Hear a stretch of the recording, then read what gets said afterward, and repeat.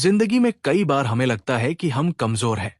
समस्याएं इतनी बड़ी होती है कि हम कह देते हैं, ये मेरे बस की बात नहीं है। कभी पढ़ाई का दबाव, कभी परिवार की जिम्मेदारियां, कभी बीमारी और कभी असफलता हमें रोक देती है। लेकिन आज परमेश्वर का वचन हमें एक नई ताकत और नई हिम्मत देता है।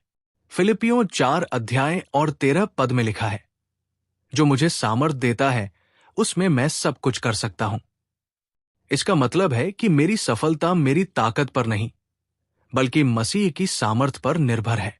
जब मसीह मेरे साथ है तो कोई भी मुश्किल इतनी बड़ी नहीं कि मैं उसे पार न कर सकूं। सोचिए, पौलुस ये वचन तब कह रहा था जब वो जेल में था।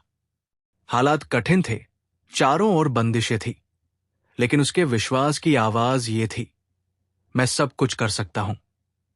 यानी ये भरोसा कि चाहे परिस्थिति कैसी भी हो, मसीह की सामर्थ उसे जीत दिलाएगी। बाइबल में दाऊद को देखिए। एक छोटा सा लड़का जब गोलियत जैसे विशाल योद्धा के सामने खड़ा हुआ तो इंसान की नजर में वो हारने वाला था। लेकिन दाऊद ने कहा, तू मेरे सामने तलवार और भाले से आता है, पर मैं सेनाओं के यहोवा के नाम से आता हूं। और उसी विश्वास की ताकत से उसने गोलियत को हरा दिया। क्यों? क्योंकि दाऊद जानता था कि असली सामर्थ उसके भीतर नहीं, बल्कि परमेश्वर में है। आज भी यही सच्चाई हमारे लिए है। जब हम सोचते हैं कि हमसे नहीं होगा, तब यीशु कहता है, मेरे बिना तुम कुछ नहीं कर सकते।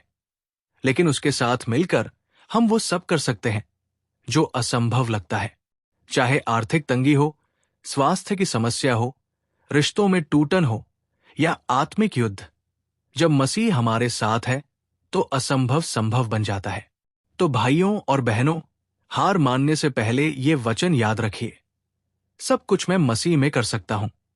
जब आप ये मानकर कदम उठाते हो तो आपके भीतर एक अलौकिक हिम्मत पैदा होती है, और वही हिम्मत आपको हर हालात में विजयी बनाती है।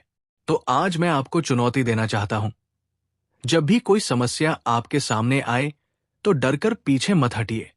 अपने होठों से ये वचन बोलिए, सब कुछ मैं मसीह में कर सकता हूं। क्योंकि ये सिर्फ शब्द नहीं, बल्कि ये एक आत्मिक शक्ति है जो आपके जीवन की दिशा बदल सकती है।